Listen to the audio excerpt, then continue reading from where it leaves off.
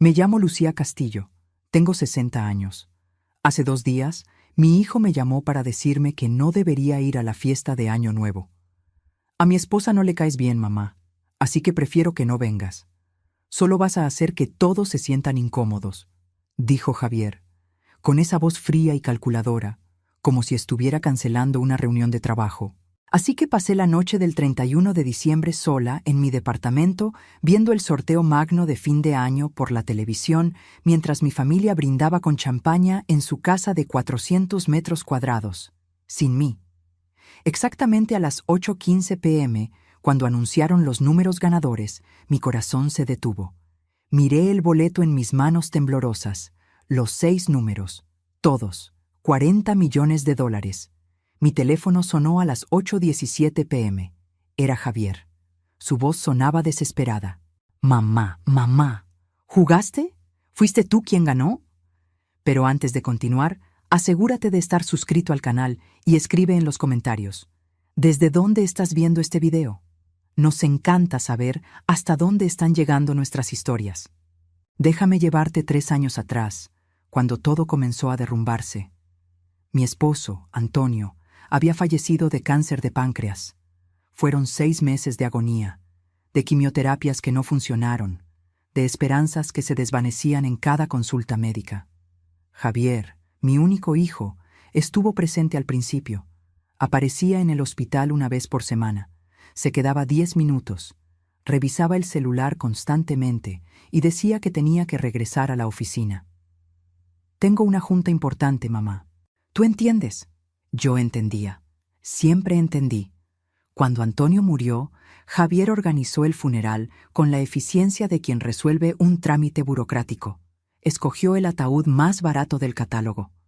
No tiene sentido gastar mucho, mamá. Papá no va a notar la diferencia.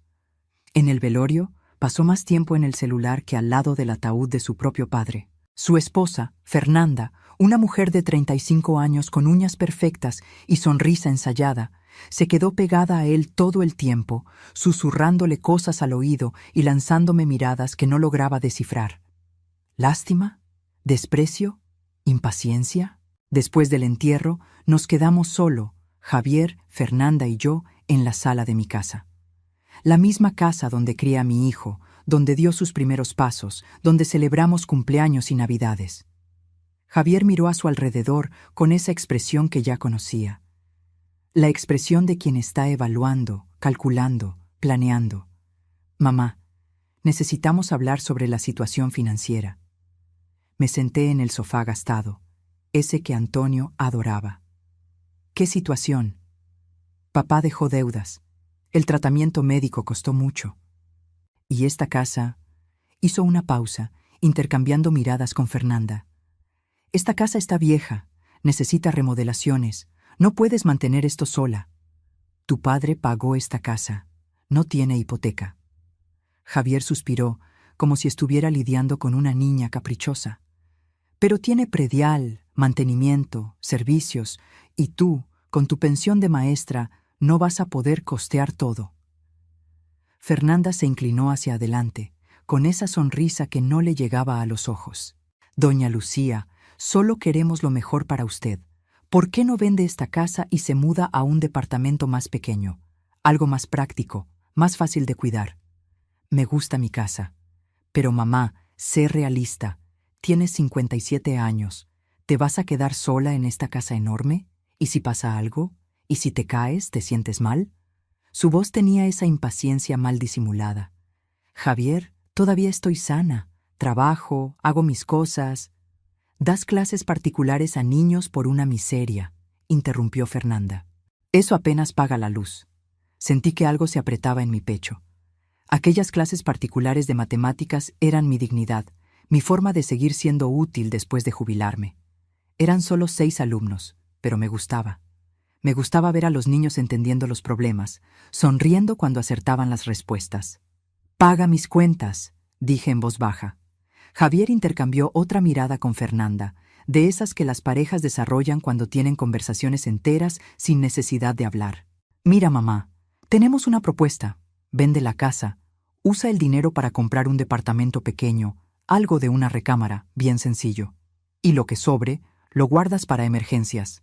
Nosotros te ayudamos a encontrar un buen lugar. No quiero vender mi casa. Estás siendo terca. Su voz se endureció. Solo estamos tratando de ayudarte. En los meses siguientes, la presión continuó. Javier llamaba todas las semanas. ¿Ya pensaste en nuestra conversación, mamá? Fernanda mandaba mensajes con enlaces de departamentos minúsculos en colonias lejanas. Mire doña Lucía. Solo 35 metros cuadrados, pero es nuevecito. Empecé a evitar las llamadas. Empecé a inventar excusas para no visitarlos, y entonces, hace un año, conocí a Fernanda de verdad. O mejor dicho, descubrí quién era realmente. Era un domingo por la tarde.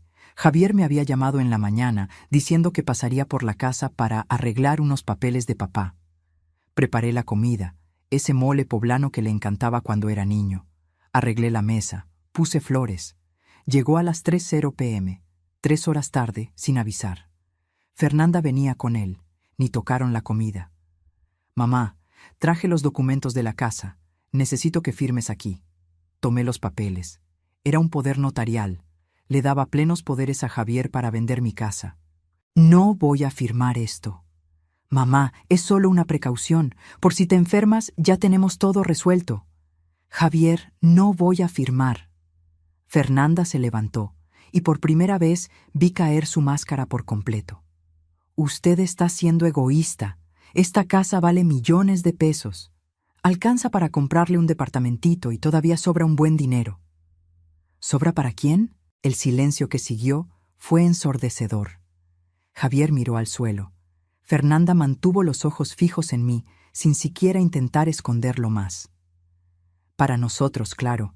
Javier es su único hijo, su único heredero. Usted ya tuvo su vida, ya disfrutó. Ahora es nuestro turno. Tenemos planes, queremos viajar, queremos invertir, pero todo está atorado en esta casa vieja que usted insiste en mantener. Sentí que algo se rompía dentro de mí. No era sorpresa, exactamente. Era la confirmación de algo que había estado intentando ignorar durante meses. Mi hijo no estaba preocupado por mí. Estaba preocupado por la herencia. Salgan de mi casa. Javier finalmente me miró. Mamá, no seas dramática. Dije, salgan de mi casa. Se fueron. Javier azotó la puerta con tanta fuerza que su cuadro de graduación cayó de la pared. El vidrio se partió justo a la mitad, dividiendo su foto de graduación en dos. Pensé en arreglarlo, pero lo dejé ahí, colgado, roto. Un recordatorio de cuando las cosas comenzaron a romperse de verdad. Los meses siguientes fueron de un silencio cortante. Javier no llamó más. No mandó mensajes. En mi cumpleaños 59, en abril, nada. Ni un mensaje. Pasé el día sola, como venía pasando todos los días. Pero había una cosa que nunca le había contado a Javier. Una cosa que Antonio y yo hicimos durante 35 años de matrimonio. Cada semana, religiosamente, jugábamos a la lotería, al melate. Siempre los mismos números: 7, 14, 23, 28, 35, 42. La fecha de nuestra boda, 7 de febrero. El día que Javier nació, 14 de marzo. El día que compramos nuestra casa, 23 de mayo. Y así sucesivamente. Números que significaban nuestra vida juntos. Después de que Antonio murió, seguí jugando. No porque creyera que iba a ganar, sino porque era una forma de mantenerlo vivo, de continuar nuestra tradición. Costaba unos cuantos pesos a la semana, menos que una ida al cine. Todos los miércoles pasaba al expendio de lotería cerca de casa, saludaba a don Juan, el encargado que ya me conocía por mi nombre, y hacía mi juego. Él siempre decía lo mismo: un día la suerte llega, doña Lucía, fe en Dios. Yo sonreía, tomaba mi boleto y lo guardaba en el cajón de la cocina, junto con todos los otros boletos perdedores de los últimos años. En diciembre de 2024, 2 días antes de Navidad, Javier llamó. Hacía 8 meses que no hablábamos. Mi corazón se aceleró cuando vi su nombre en la pantalla. Tal vez lo había pensado. Tal vez quería reconciliarse. Contesté al segundo tono. ¿Bueno? Hola, mamá. La voz sonaba diferente. Más madura, tal vez, o simplemente cansada. Javier, mira, sé que no hemos hablado mucho, pero es Navidad. Fernanda y yo vamos a hacer una cena aquí en la casa. Nada muy grande, solo nosotros y sus papás. Queríamos invitarte. Sentí lágrimas en los ojos. Me encantaría ir, hijo, pero hay una condición. Mi estómago se apretó. ¿Qué condición? No puedes mencionar esa historia del poder notarial, ni de la casa. Fernanda todavía se molesta cuando se habla de eso, así que vamos a tener una noche agradable, ¿sí? Sin temas incómodos. Tragué saliva. Mi hijo me estaba invitando a la cena de Navidad con la condición de que fingiera que no había pasado nada, que sonriera y pusiera buena cara mientras la mujer que llamó a mi vida casa vieja servía el pavo y los romeritos. No sé si pueda hacer eso, Javier. Entonces, no vengas. La frialdad en su voz me cortó como una navaja. Es así de simple, mamá. O vienes y todos tenemos una Navidad agradable, o te quedas ahí sola haciendo drama. Tu elección. Me quedé en silencio, sosteniendo el teléfono con tanta fuerza que mis dedos se pusieron blancos.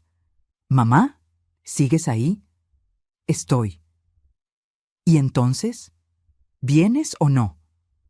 Pensé en todas las Navidades que pasé preparando la cena para él, en todas las veces que me levanté a las 5 de la mañana para hacer buñuelos porque le encantaban, en todos los regalos que compré, muchas veces sacrificando cosas que yo quería para darle lo que él pedía.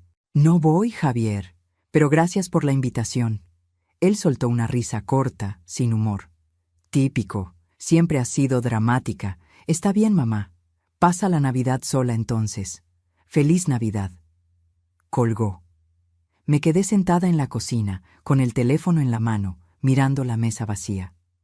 Pasé la Navidad sola, como él había previsto. Hice unos buñuelos, solo para mí. Vi películas viejas en la televisión. A la medianoche, cuando los cohetes explotaron afuera, brindé sola con un vaso de jugo de uva. Feliz Navidad, Antonio, susurré al vacío. Haces falta. 2 días después, el 27 de diciembre, Javier llamó de nuevo. Esta vez no hubo ni un hola. Mamá, solo para avisar. Año Nuevo va a ser aquí en la casa también. Pero... Dudó, y escuché voces de fondo. La voz de Fernanda, aguda, insistente. ¿Pero qué, Javier? Fernanda no quiere que vengas. Ella cree que va a ser raro. Así que es mejor que no aparezcas. Solo vas a hacer que todos se sientan incómodos. Esta vez no sentí tristeza, sentí coraje. Un coraje frío y claro que subió desde mi estómago hasta mi garganta. Entiendo. ¿Entiendes? Parecía sorprendido. Sí, entiendo perfectamente. Gracias por avisarme. Mamá, no te pongas así. ¿Cómo, Javier? ¿Cómo quieres que me ponga cuando mi propio hijo me dice que mi presencia incomoda a la gente? No fue eso lo que quise decir. Fue exactamente eso lo que dijiste. Pero está bien. Tengan un feliz año nuevo. Tú, Fernanda y toda su familia que no me soporta. Colgué antes de que pudiera responder. Me senté en la cama, con las manos temblando, y lloré. No ese llanto fuerte y dramático, sino un llanto silencioso, de quien está procesando un dolor que ya no sorprende más. Solo confirma lo que una ya sabía.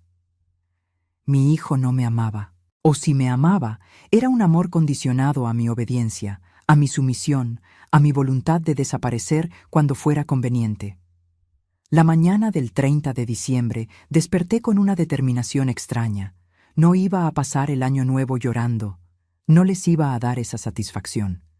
Arreglé el departamento, limpié todo, puse flores frescas en la sala, fui al mercado y compré ingredientes para hacer una cena pequeña, solo para mí. Salmón, arroz, una ensalada.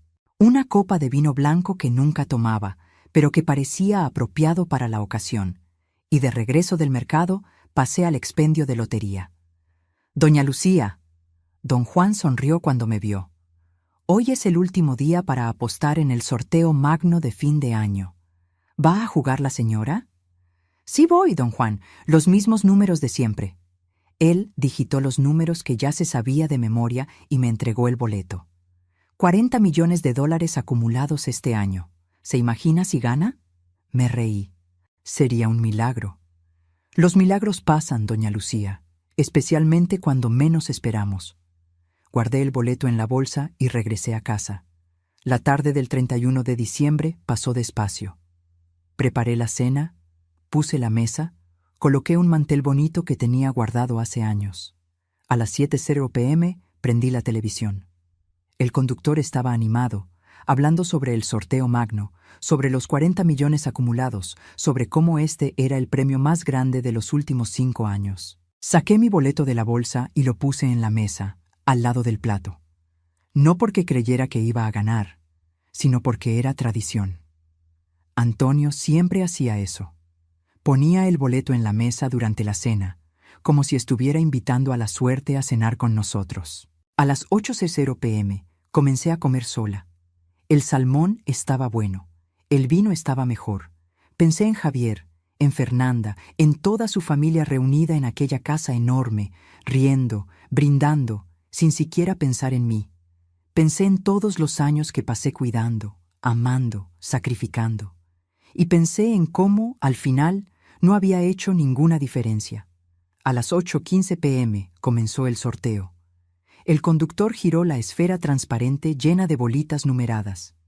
Y el primer número del sorteo magno es 7. Miré mi boleto.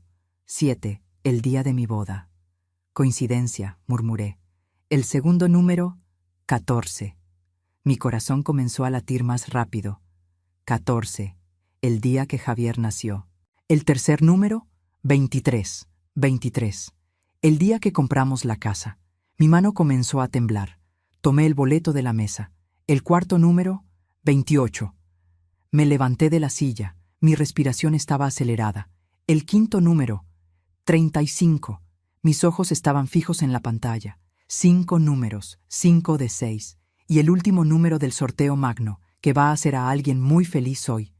42. Miré el boleto. Miré la tele. Miré de nuevo el boleto. 7, 14, 23, 28, 35, 42. Todos los números. Mi vista se nubló. Me senté nuevamente, con las piernas débiles. No puede ser, no puede ser. Tomé el boleto con las manos temblando tanto que casi lo dejo caer. Leí los números de nuevo, y una vez más. Todos estaban ahí, exactamente como habían sido sorteados. En la tele, el conductor estaba eufórico. Alguien acaba de ganar $40 millones. Imagínense el cambio de vida que va a tener esa persona, de una hora para otra millonaria. Mi teléfono sonó. El sonido me hizo saltar. Miré la pantalla. Javier, contesté sin pensar. Mamá, mamá. Su voz estaba desesperada, jadeante. ¿Jugaste? Aquellos números que tú y papá siempre jugaban, ¿jugaste? Mi corazón latía tan fuerte que podía escucharlo en mis oídos. ¿Cómo sabes de los números? Me acuerdo, mamá. Yo era niño, pero me acuerdo de ustedes dos sentados en la cocina, escogiendo los números, diciendo que eran fechas especiales. ¿Jugaste? Miré el boleto en mi mano. Miré la tele, donde los números todavía brillaban en la pantalla. ¿Por qué quieres saber, Javier? Porque esos fueron los números ganadores. Todos. Si jugaste, ganaste. 40 millones. Escuché voces de fondo. Fernanda gritando, ¿ganó? ¿Ganó? Pensé en todo. En todas las veces que me sentí pequeña, invisible, desechable. En todas las veces que Javier eligió a Fernanda en lugar de a mí. En todas las veces que me dijeron que yo era un estorbo, una incomodidad, un problema. «Mamá, ¿estás ahí? Contesta». Respiré hondo. No jugué, Javier. Se me olvidó. Silencio total del otro lado. ¿Cómo que se te olvidó? Tú siempre juegas. Este año no. Estaba demasiado ocupada. Escuché a Fernanda gritando al fondo. «No puedo creerlo. Se le olvidó. ¡Estúpida!». Javier regresó al teléfono y su voz tenía esa impaciencia que yo conocía tan bien. «Mamá, ¿estás segura? Busca bien. Revisa en la bolsa, en el cajón, en cualquier lugar. Por favor». «Javier, estoy segura. No jugué». «Pero mamá, Son 40 millones, 40 millones de dólares. ¿Cómo pudiste olvidar? Pasa. Perdón por decepcionarte de nuevo. Colgué. Mi mano todavía temblaba sosteniendo el boleto ganador. Le había mentido a mi hijo por primera vez en la vida, y la sensación no era de culpa, era de poder. Llamé a don Juan, del expendio de lotería, contestó al tercer tono. Bueno, don Juan, habla doña Lucía. Perdón por llamar tan tarde. ¡Ah, doña Lucía!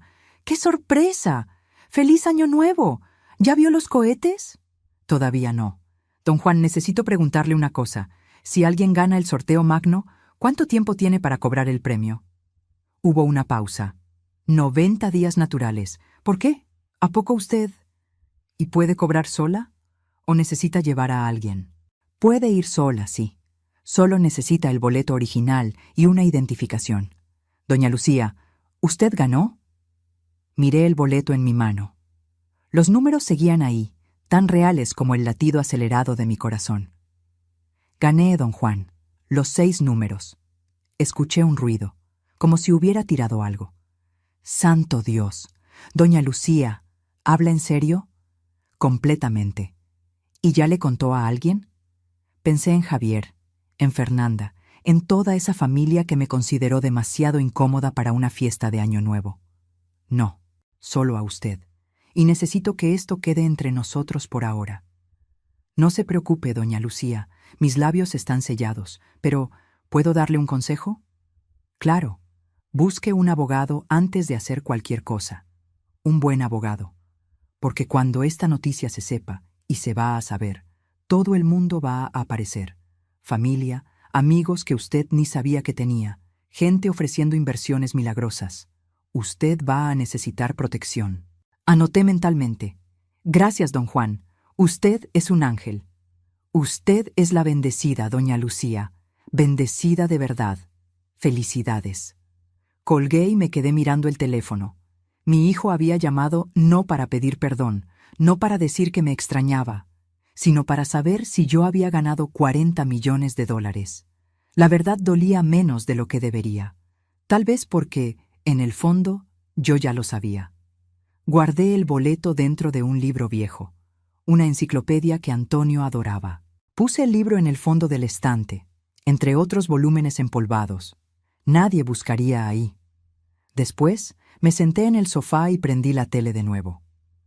Los fuegos artificiales en el zócalo de la Ciudad de México estaban explotando en la pantalla. Miles de personas brincando, gritando, celebrando. Yo estaba sola en mi pequeño departamento, con una cena fría en la mesa y un secreto de 40 millones guardado entre las páginas de una enciclopedia. Pero por primera vez en años, no me sentí sola. Me sentí poderosa. El 1 de enero desperté con 20 llamadas perdidas, todas de Javier. 3 mensajes de texto. Mamá, márcame. En serio, necesito hablar contigo. Fernanda quiere pedirte una disculpa. La última me hizo reír en voz alta. Fernanda quería pedir disculpas. Claro que quería. Ella creía que yo tenía 40 millones de dólares. No respondí. Hice café, me senté en el balcón y observé la ciudad despertando despacio. La Ciudad de México. El primer día del año siempre tenía esa atmósfera extraña, como si la ciudad entera tuviera resaca, recuperándose de los excesos de la noche anterior. Mi teléfono sonó de nuevo. Esta vez contesté. ¿Bueno? ¡Mamá! ¡Finalmente! Pensé que había pasado algo. Estoy bien, Javier. Mira, sobre lo de ayer, llamé medio desesperado. Fue idiota de mi parte. Lo fue. Hizo una pausa, claramente no esperando que yo estuviera de acuerdo tan rápido. Es que esos números, man, ¿sabes? Era tan específico. Pensé que tal vez, no sé, fue una estupidez mía. Sí, lo fue. Otro silencio incómodo. Podía escuchar a Fernanda hablando al fondo, pero no lograba distinguir las palabras. Mamá, Fernanda quiere hablar contigo. No quiero hablar con Fernanda. Pero ella quiere Javier, voy a ser muy clara. No quiero hablar con tu esposa. No quiero hablar contigo tampoco, de hecho. Necesito un tiempo. ¿Un tiempo? ¿De qué? De todo. de ser tratada como un estorbo, de ser desinvitada de fiestas familiares, de ser recordada solo cuando es conveniente. Escuché su voz cambiar, poniéndose más tensa. Mamá, estás exagerando. No estoy. Tú me dijiste, con todas las letras, que yo incomodaba a la gente, que era mejor que no fuera a la fiesta de Año Nuevo. Entonces estoy haciendo lo que pediste. Me estoy manteniendo lejos para no incomodar a nadie. No quise decirlo así. Sí quisiste. Y está bien. Pero ahora necesito que respetes mi decisión de tomarme un tiempo lejos de ustedes. ¿Cuánto tiempo? Miré por la ventana hacia el cielo azul de enero. No sé. Tal vez para siempre. Ya veremos. Colgué antes de que pudiera responder. Mis manos ya no temblaban. Mi corazón latía tranquilo, firme. Por primera vez en años, yo estaba poniendo límites, y por primera vez en la vida tenía los recursos para mantenerlos. Pasé la primera semana de enero investigando. Sentada en mi computadora vieja, con el internet lento, leí todo lo que pude sobre qué hacer cuando se gana la lotería. Los consejos eran consistentes. No se lo cuentes a nadie. Contrata a un abogado especializado en fortunas repentinas. Planea antes de gastar. Evita decisiones impulsivas. Leí historias de ganadores que perdieron todo en pocos años. Gente que fue acosada por familiares, que hizo malas inversiones, que se ahogó en deudas aún con millones en el banco. Yo no iba a ser una de ellas. El 8 de enero, fui a un despacho de abogados en Paseo de la Reforma. El licenciado Roberto Mendoza era especialista en planeación patrimonial y tenía excelentes reseñas en línea. Su oficina estaba en el piso 15 de un edificio corporativo, todo decorado con madera oscura y cuadros abstractos. Señora Lucía, me saludó con un apretón de manos firme. Por teléfono mencionó que necesitaba asesoría para una situación delicada. ¿Cómo puedo ayudarle? Me senté en el sillón de piel y respiré hondo. Gané el sorteo magno. $40 millones. Todavía no cobro el premio, y necesito orientación sobre cómo hacerlo de la forma más segura posible. Sus ojos se abrieron ligeramente, pero se recompuso rápido. Profesional hasta el fin. Entiendo. Primera cosa, ¿le contó a alguien? Solo al encargado de la lotería y a usted. Excelente, vamos a mantenerlo así. Segunda cosa, ¿tiene familia? Pensé en Javier, en Fernanda, en todas esas llamadas no contestadas de las últimas semanas. Tengo un hijo, pero él no sabe. Va a tener que saber eventualmente, pero podemos estructurar las cosas de forma que usted mantenga el control total sobre sus recursos. Pasamos 3 horas conversando. El licenciado Roberto me explicó todo. Cómo cobrar el premio de forma anónima, cómo proteger mi identidad, cómo crear una empresa para administrar el dinero, cómo invertir de forma conservadora para que los recursos duraran. Le expliqué mi situación con Javier, la presión para vender la casa, la forma en que fui tratada, las fiestas de las que fui excluida. Él escuchó todo sin interrumpir, haciendo anotaciones en una libreta de piel. Señora Lucía, ¿puedo hablarle con franqueza? Por favor.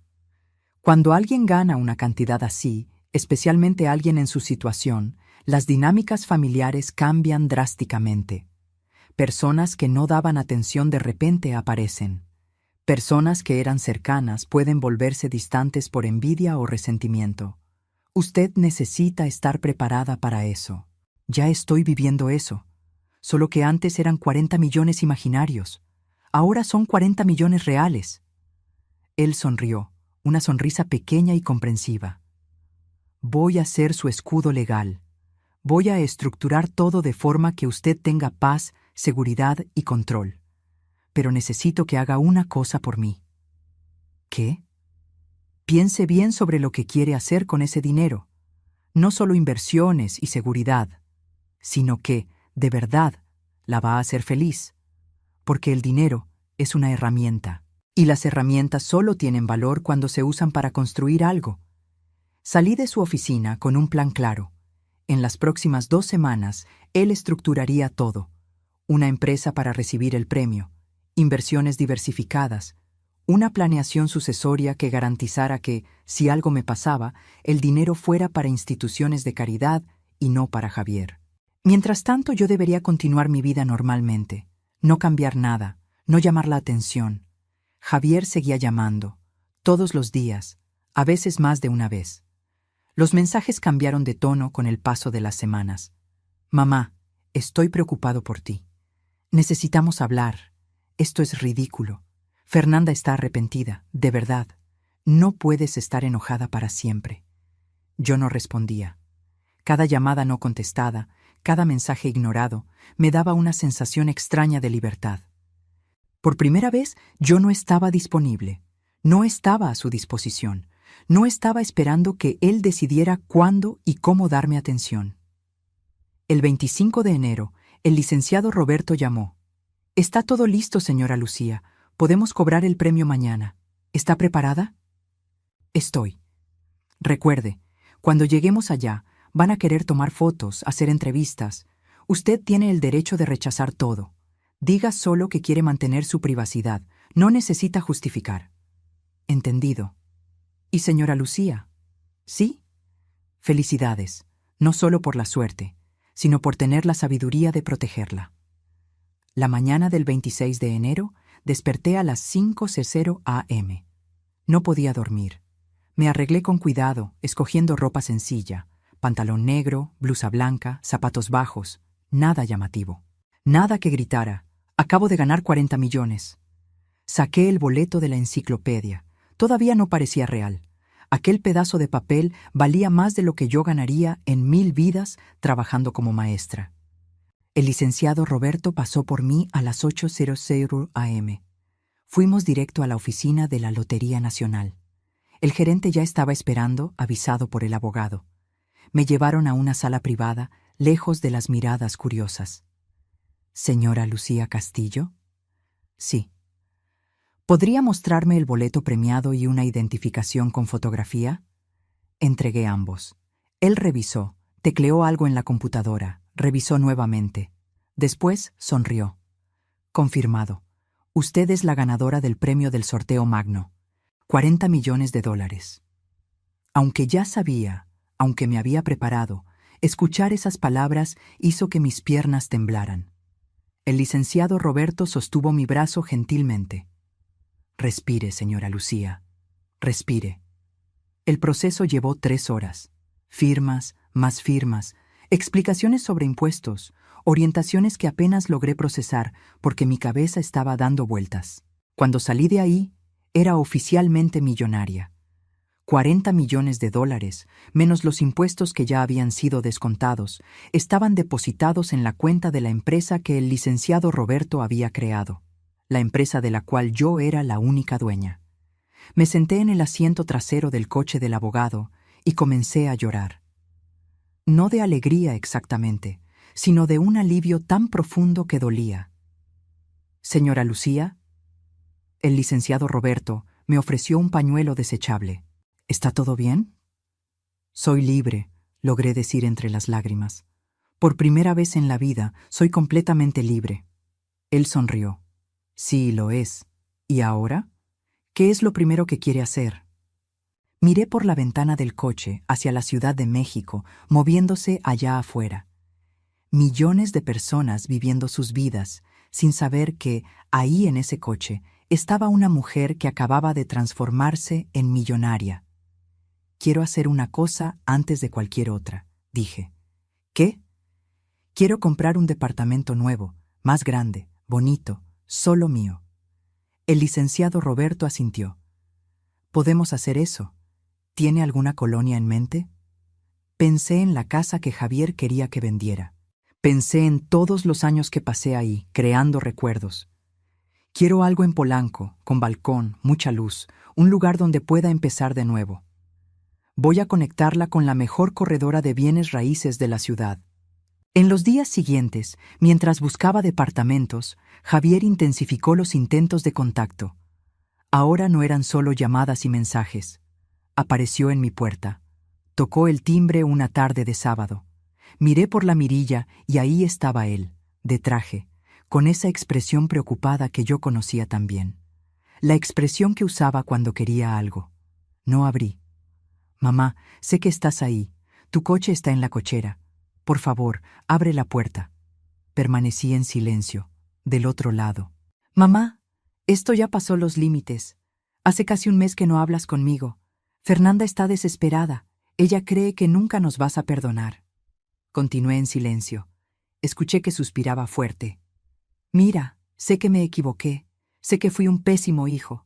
Pero somos familia. No puedes simplemente excluirme de tu vida así. Apoyé la frente en la puerta, escuchando. Parte de mí, esa parte que pasó 60 años siendo madre, quería abrir. Quería abrazarlo, perdonarlo, fingir que todo estaba bien. Pero la parte nueva de mí, la parte que estaba aprendiendo a valorarse, permaneció firme. Mamá, por lo menos dime que estás bien. Solo eso. Abre la puerta un minutito, deja que vea que estás bien y me voy. Prometo. Respiré hondo y abrí la puerta, pero dejé la cadena de seguridad puesta. Javier tenía ojeras. El traje estaba arrugado. Parecía haber envejecido 10 años en un mes. Hola, hijo. Mamá. Intentó sonreír. ¿Estás bien? Estoy excelente. ¿En serio? Porque no contestas mis llamadas, no respondes mis mensajes. Dije que necesitaba un tiempo. Tú no respetaste eso. Un mes es demasiado tiempo, mamá. Para ti, tal vez. Para mí, está siendo liberador. Él parpadeó, como si no hubiera entendido la palabra. ¿Liberador? Eso mismo. Estoy descubriendo cómo es vivir sin estar esperando a que tú decidas cuándo quieres hablar conmigo. Sin estar sintiéndome culpable por existir. Sin hacerme menos para caber en la vida de ustedes. Mamá, estás hablando como si te maltratáramos. Javier, interrumpí, y mi voz estaba más firme de lo que imaginé que sería. Me desinvitaste del año nuevo porque a tu esposa no le caigo bien. Antes de eso, intentaste forzarme a vender mi casa. Pasaste años tratándome como un estorbo. Entonces sí, ustedes me maltrataron. Y yo estoy cansada de fingir que no. Se puso rojo. Estás siendo dramática. Estoy siendo honesta. Y si eso es demasiado dramático para ti, el problema es tuyo, no mío. Fernanda quiere disculparse. No me interesa. ¿Cómo que no te interesa? Ella se está esforzando. Javier, no quiero sus disculpas, no quiero las tuyas, quiero paz. Y paz para mí significa distancia de ustedes dos. Vi algo cambiar en su expresión. La preocupación artificial dio lugar a la frustración real. Estás haciendo esto por la lotería. Mi corazón se aceleró, pero mantuve el rostro neutral. ¿Qué lotería? El sorteo magno. Ganaste, ¿no? Por eso estás actuando así. Por eso me estás evitando. Lo miré a los ojos. Vi avaricia, desesperación, certeza. Se había convencido a sí mismo de que yo había ganado, y tal vez hasta tenía razón de pensar así.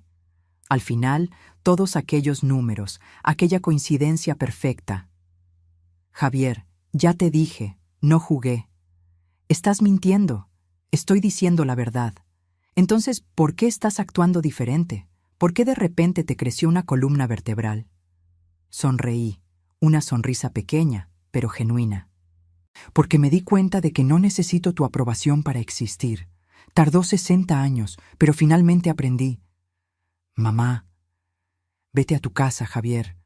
Regresa con tu esposa. Disfruta tu vida y déjame disfrutar la mía. Cerré la puerta. Escuché que golpeó un par de veces más, llamando mi nombre, pero no abrí de nuevo. Eventualmente, escuché sus pasos alejándose por el pasillo. Me senté en el sofá y dejé que las lágrimas vinieran. No lágrimas de tristeza, sino de liberación. Cortar el cordón umbilical a los 60 años dolía, pero era necesario. 3 días después, compré el departamento. 350 metros cuadrados en Polanco. 3 recámaras, 4 baños, balcón con vista al parque. Pagué de contado. La corredora casi se cae de la silla cuando hice la transferencia. Señora Lucía, ¿está segura? Es mucho dinero. Estoy completamente segura. El departamento estaba vacío, necesitaba remodelación completa. Contraté a una diseñadora de interiores, una mujer joven y creativa llamada Julieta. ¿Qué es lo que busca?, preguntó en nuestra primera reunión. Quiero que sea ligero, lleno de luz, con colores claros. Quiero que cuando despierte en la mañana y abra los ojos, sienta que estoy empezando de nuevo. Ella sonrió. Voy a hacer el mejor trabajo de mi vida. Mientras remodelaban el departamento, seguí viviendo en mi lugar antiguo. Pero ahora, todo era diferente. Yo sabía que tenía una salida. Sabía que, en algunos meses, tendría una casa hermosa, pagada, completamente mía. Javier intentó un par de veces más. Apareció en la puerta. Mandó mensajes. Hasta Fernanda mandó un mensaje, por primera vez en años. Doña Lucía, sé que no nos llevamos bien, pero Javier está sufriendo mucho. Él la ama. Por favor, denos una oportunidad para conversar. No respondí.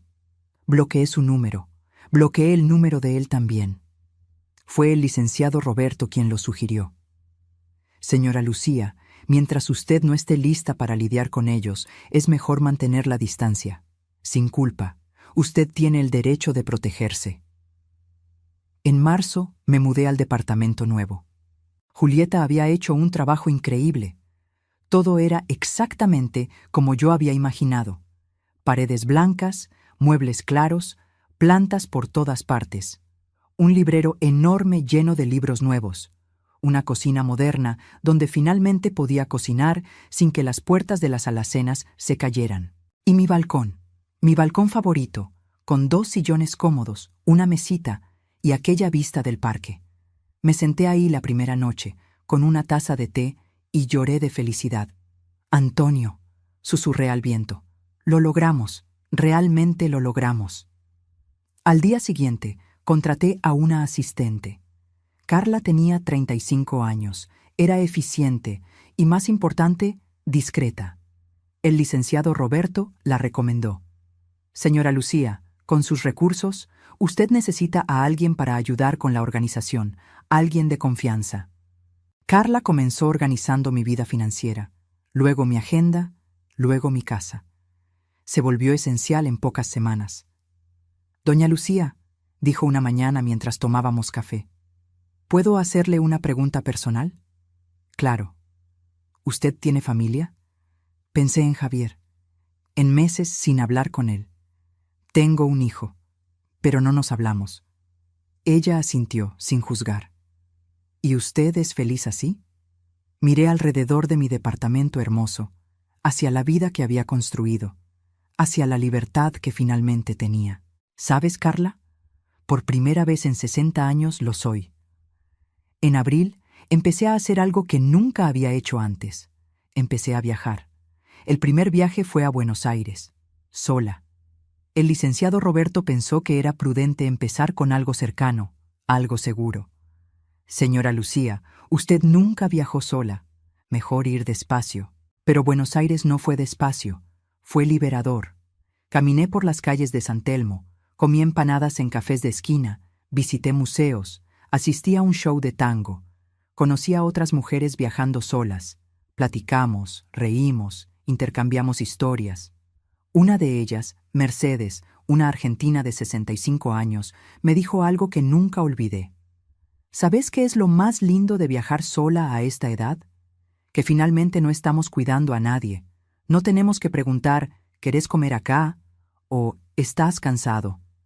Solo hacemos lo que queremos. Es egoísta y es perfecto. Regresé de Buenos Aires transformada. Carla se dio cuenta al instante. Se ve diferente. Soy libre, dije. Completamente, totalmente libre. El segundo viaje fue a Portugal. 2 semanas en Lisboa y Oporto. El tercero, a Italia. 1 mes entero recorriendo Roma, Florencia, Venecia. Yo, que nunca había salido de Brasil, bueno, en este caso de México, más allá de una luna de miel en Cancún hace 35 años, estaba viendo el mundo, y lo estaba viendo sola, a mi ritmo, a mi manera. Javier se enteró por las redes sociales. Yo había creado un Instagram, incentivada por Carla. Doña Lucía tiene que registrar esos viajes. Subí fotos. No muchas, pero algunas. Yo en la Fontana di Trevi. Yo comiendo gelato en Florencia. yo en el balcón del hotel en Lisboa, viendo el atardecer. Y Javier lo vio. El mensaje llegó una mañana de mayo, mientras yo estaba en París. Mamá, vi que estás viajando. Qué bueno que estés bien. ¿Podríamos hablar cuando regreses? Leí el mensaje 3 veces.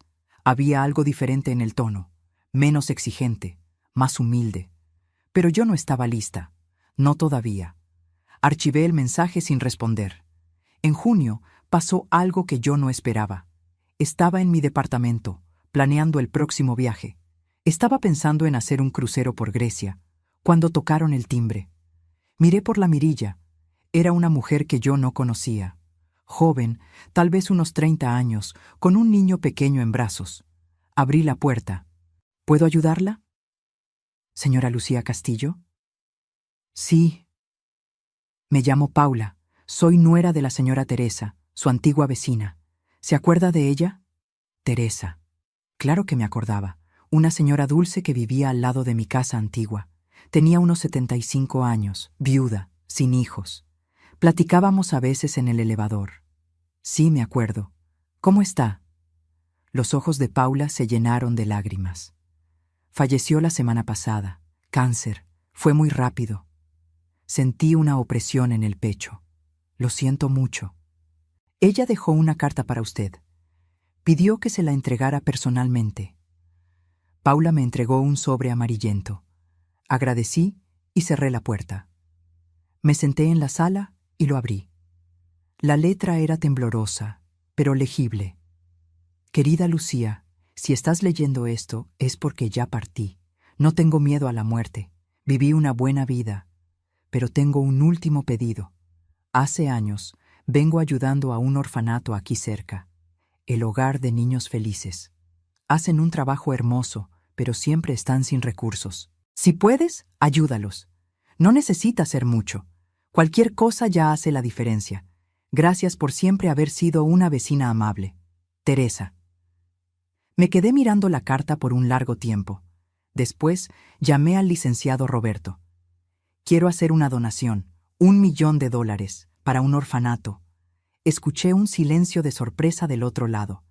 Señora Lucía, eso es muy generoso. ¿Pero está segura? 1.000.000 es una cantidad significativa. Estoy segura. 40 millones es más de lo que jamás voy a necesitar. Quiero usar parte de eso para hacer la diferencia. Entonces vamos a estructurar la donación de la mejor forma posible. La noticia se filtró. No sé cómo, pero se filtró.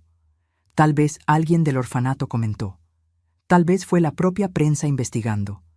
Pero 3 semanas después de la donación, recibí una llamada de un periódico. Señora Lucía Castillo, hablamos de la redacción de El Universal. Nos gustaría hacer una nota sobre su donación al Hogar de Niños Felices. Mi corazón se aceleró. ¿Cómo supieron de eso? La directora del orfanato mencionó en una entrevista que una donadora anónima había contribuido con $1.000.000. Investigamos y llegamos a su nombre. Yo prefiero mantener la discreción. Entendemos. Pero se da cuenta de que esta es una de las mayores donaciones individuales hechas a una institución de este tipo en la ciudad. La gente va a querer saber quién es la persona detrás de esa generosidad. El licenciado Roberto me aconsejó dar la entrevista. Señora Lucía, de cualquier forma, esto se va a hacer público. Mejor controlar la narrativa. Estuve de acuerdo. La entrevista fue publicada un lunes. El titular decía: Maestra jubilada dona $1.000.000 a orfanato. Tenía mi foto, mi nombre completo, mi edad. Y tenía la información que yo sabía que Javier iba a ver. Lucía Castillo, de 60 años, ganó $40 millones en el sorteo magno de 2024. El teléfono empezó a sonar a las 7:00 de la mañana. Desconocidos pidiendo dinero. Periodistas queriendo más entrevistas. ONGs solicitando donaciones. Y Javier, 10 llamadas de él solo en la primera hora. Apagué el teléfono. Carla estaba conmigo. Doña Lucía, ¿qué quiere hacer? Quiero salir de la Ciudad de México por un tiempo. Quiero paz. ¿A dónde? Pensé en los viajes que había hecho, en los lugares que me hicieron sentir libre. A la Toscana. Voy a rentar una casa allá, quedarme unos 3 meses, hasta que esto se enfríe. Carla sonrió. Voy a arreglar todo. 2 días después, estaba en un avión hacia Italia. Dejé atrás el caos, las llamadas, la presión. Dejé atrás a Javier, que finalmente tenía la confirmación que buscaba. Dejé atrás a la mujer que fui y abracé a la mujer en la que me estaba convirtiendo. La casa en la Toscana era perfecta. Una antigua hacienda restaurada, rodeada de viñedos y olivos. A 2 horas de Florencia, lo suficientemente aislada para tener paz, pero lo bastante cerca de la civilización por si necesitaba algo. Pasé los días caminando por los campos, leyendo libros en el balcón, aprendiendo a cocinar platillos italianos con la dueña de la casa, una señora de 70 años llamada Francesca, que hablaba un español chistoso mezclado con italiano. ¿Huyó di qualcosa?, me preguntó una tarde mientras hacíamos pan juntas. Huí de alguien, respondí. Mi hijo. Ah, i figli. Ella movió la cabeza. A veces, amor de más hace male. Hizo bene en venir. ¿Usted cree? Cierto que sí. Mujer tiene que vivir para ella también. No solo para hijos, maridos, familia. Tiene que vivir para ella. Me quedé 3 meses en la Toscana. 3 meses sin contestar llamadas de Javier, sin leer sus mensajes, sin sentir culpa. El licenciado Roberto me mantenía informada sobre los intentos de él de entrar en contacto con el despacho. Está desesperado, señora Lucía. Quiere saber dónde está, si está bien, si puede visitarla. ¿Qué le dijiste? Que usted está bien y que se pondrá en contacto cuando esté lista. Gracias. Cuando regresé a México, en septiembre, estaba diferente. Bronceada, más delgada, con el cabello más largo y algunas canas que decidí dejar de teñir. Carla pasó por mí al aeropuerto. Vaya, doña Lucía, se ve hermosa. Estoy en paz, respondí. Es diferente. En el departamento encontré 47 cartas de Javier. Carla las había organizado en orden cronológico. ¿Quiere que las lea primero, para filtrar? No, voy a leerlas. Me senté en el balcón con una taza de té y empecé. Las primeras eran rabiosas. Acusaciones de que yo estaba siendo egoísta, de que yo había cambiado, de que el dinero se me había subido a la cabeza. Las de en medio eran suplicantes, pedidos de perdón, promesas de que él sería un hijo mejor, garantías de que Fernanda también estaba arrepentida. Las últimas eran diferentes, más maduras, más honestas. Mamá, pasé los últimos meses en terapia. Mi terapeuta me hizo ver cosas que yo no quería admitir. ¿Cómo te traté mal? ¿Cómo prioricé el dinero sobre ti? ¿Cómo dejé que Fernanda dictara cómo debía ser nuestra relación? No te escribo para pedir dinero. Sé que nunca vas a creer eso, pero es verdad. Te escribo para decir que lo siento mucho, de verdad, y que, si algún día quieres darme una oportunidad de ser el hijo que te mereces, voy a estar aquí, esperando. Javier. Leí esa carta 3 veces. Había algo diferente. No se sentía como manipulación, se sentía como honestidad. Pero todavía no estaba lista. Respondí solo una carta corta, escrita a mano. Javier, recibí tus cartas. Gracias por la honestidad. Pero todavía no estoy lista para encontrarnos. Cuando lo esté, te aviso. Sigue cuidándote.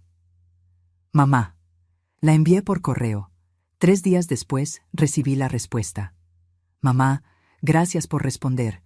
Voy a esperar el tiempo que sea necesario. Te amo. Guardé la carta en un cajón. Tal vez un día, pero no ahora. En octubre hice otra donación. 2 millones para un proyecto de alfabetización de adultos.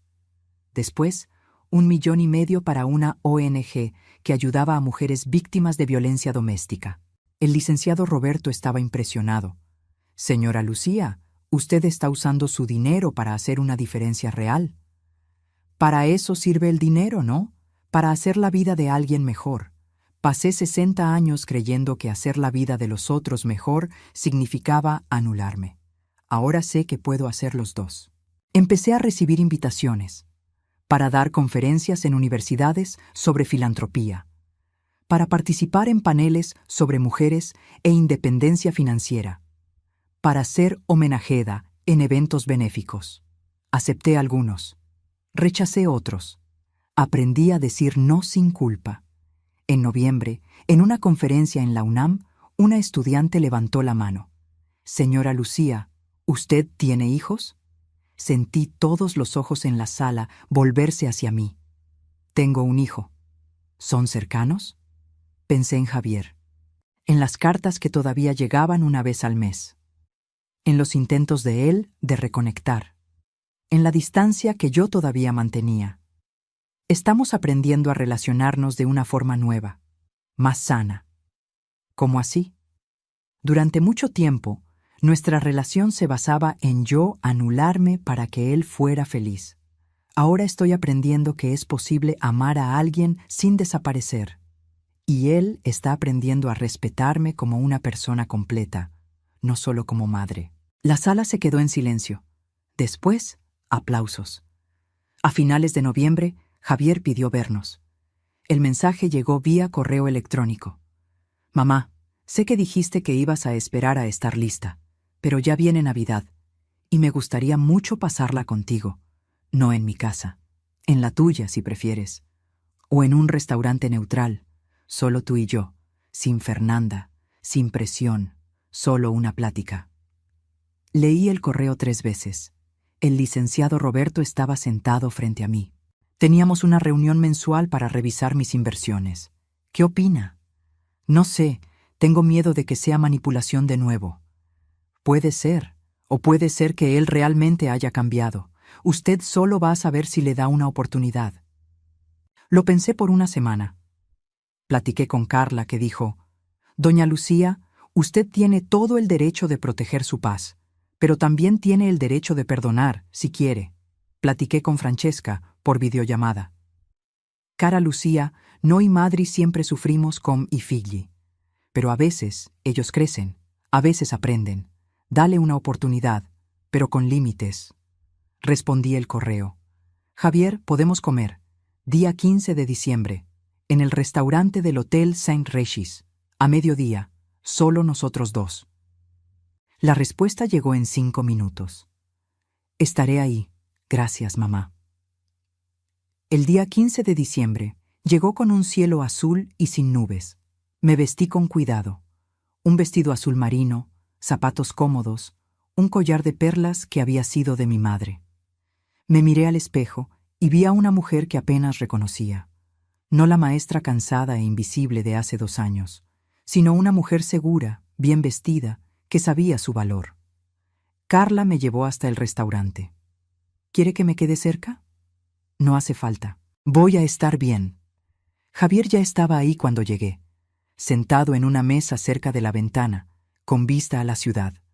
Se levantó cuando me vio, y por primera vez en años, realmente me vio. Sus ojos se abrieron mucho. Mamá, te ves diferente.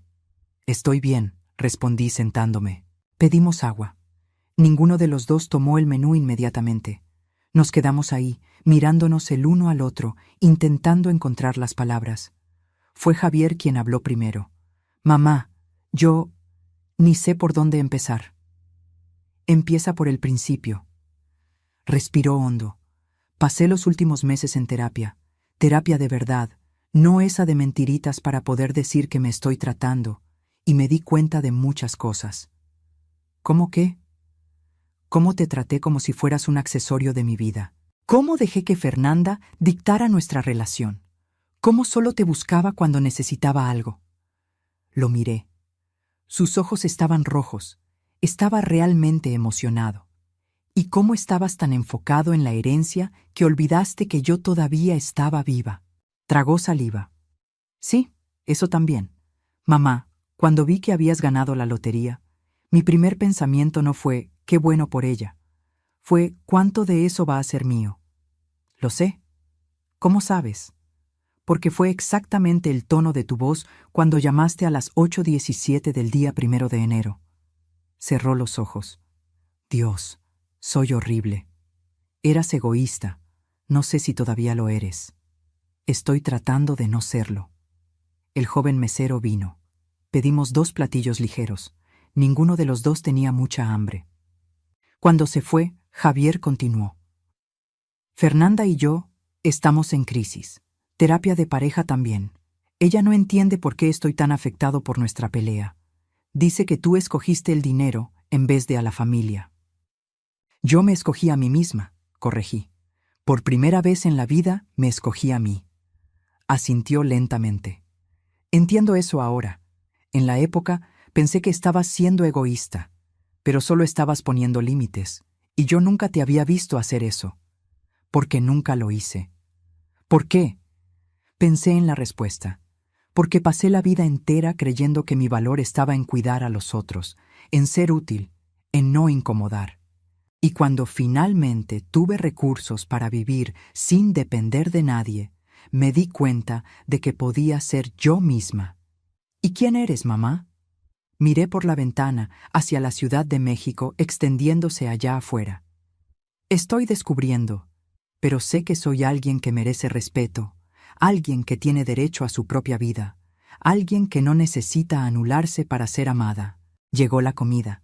Comimos despacio, platicando sobre cosas superficiales, sobre los viajes que hice, sobre su terapia, sobre el orfanato que ayudé. Fue apenas en el café que hizo la pregunta que sé que tenía atorada desde el inicio.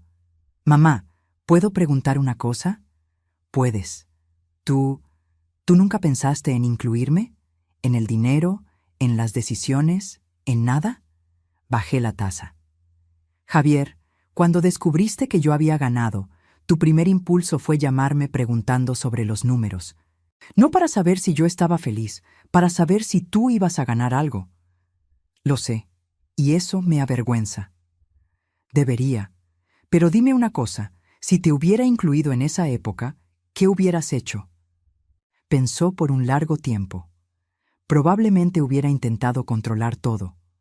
Te hubiera presionado a invertir de la forma que yo creyera correcta. Te hubiera hecho sentir que no eras capaz de administrar sola. Exactamente. Entonces te protegí de ti mismo, y me protegí de ti. ¿Y ahora? Ahora, tal vez, si sigues en la terapia, si sigues mostrando que cambiaste, tal vez podamos construir algo nuevo. Sus ojos se llenaron de lágrimas. Es todo lo que quiero, mamá. Una segunda oportunidad, no al dinero, a ti. Extendí la mano sobre la mesa. Él la sostuvo. No va a ser fácil, dije. Va a haber límites, va a haber cosas que no voy a aceptar, y si vuelves a tratarme como antes, me voy otra vez. Definitivamente esta vez. Entiendo. ¿Y Fernanda? Suspiró. No sé. Estamos intentando. Pero ella tiene mucho trabajo por delante también. Ella te trató muy mal.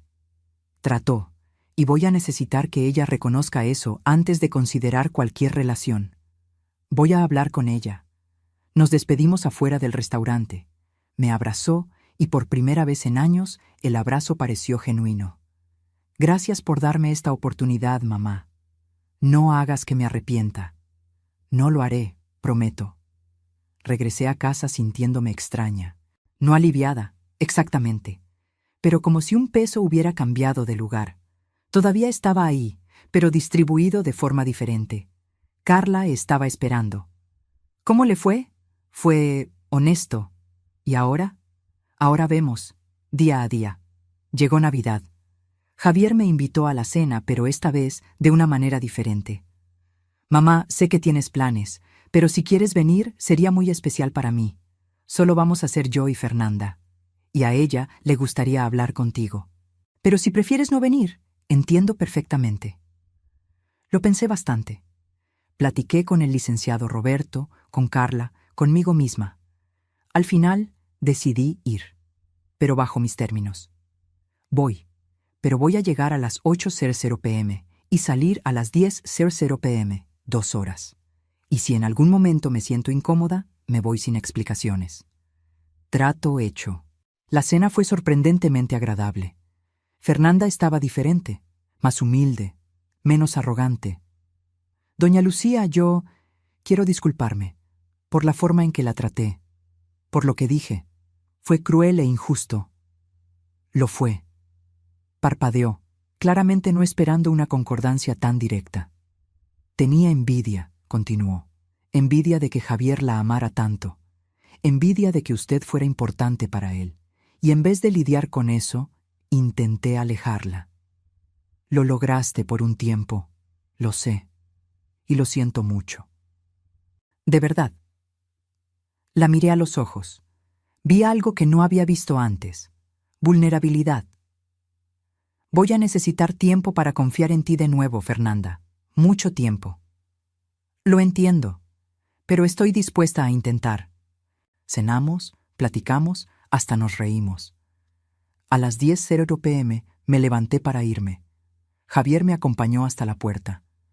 Mamá, gracias por haber venido. De nada. ¿Año nuevo? ¿Tienes planes? Pensé en el año pasado, en estar sola en el departamento, en ganar 40 millones y escuchar a Javier desesperado en el teléfono. Voy a viajar. Año nuevo en París. ¿Sola? Con Carla. Vamos a ver la Torre Eiffel iluminada. Va a ser lindo. Él sonrió. Una sonrisa genuina. Disfruta, mamá. Te lo mereces. Lo sé. Le di un beso en la mejilla y me fui. No con el corazón lleno de perdón completo, pero con esperanza de que tal vez, un día, pudiéramos reconstruir algo verdadero. La víspera de Año Nuevo me encontró en París, como planeado. Yo y Carla en un hotel encantador cerca de los Campos Elíseos. A las 11:50 p.m. estábamos entre la multitud cerca de la Torre Eiffel, esperando la medianoche. «¡Doña Lucía!», gritó Carla por encima del ruido. «¿Cómo se siente?». Miré a mi alrededor, a miles de extraños celebrando, a la Torre Eiffel a punto de iluminarse, a la vida que yo había construido desde cero. «Estoy feliz», grité de vuelta, completa y absolutamente feliz. A la medianoche, cuando los fuegos explotaron y la torre se iluminó, pensé en todo. En estar sola un año atrás, en ganar 40 millones, en perder a mi hijo y tal vez, solo tal vez, estar empezando a recuperarlo. Pensé en todas las mujeres que pasaron la vida anulándose, esperando que alguien las viera, las valorara, y pensé en cómo, a veces, es necesario perder todo para ganarse a una misma. Mi teléfono vibró. Un mensaje de Javier. «Feliz Año Nuevo, mamá. Donde quiera que estés, espero que estés feliz. Te amo». Sonreí y respondí. «Feliz Año Nuevo, hijo. Estoy en París. Y sí, estoy muy feliz». Guardé el teléfono. Carla me ofreció una copa de champaña. Brindamos. «¿Por qué estamos brindando?», preguntó. Lo pensé por un momento. Por los nuevos comienzos, por la libertad, y por nunca más desaparecer para agradar a los otros. Perfecto. Bebimos, y ahí, en medio de una multitud de extraños en París, a los 60 años, con 40 millones en el banco y un futuro completamente incierto pero completamente mío, me sentí, por primera vez en 6 décadas, completa. El dinero no me salvó, pero me dio la libertad de salvarme a mí misma, y eso, descubrí, valía más que todos los 40 millones juntos. Ahora, si te gustó esta historia, haz clic en suscribirse y dime en los comentarios qué parte te dejó con la boca abierta. Y no olvides convertirte en miembro para tener acceso a videos exclusivos que no subo aquí. Te espero allá.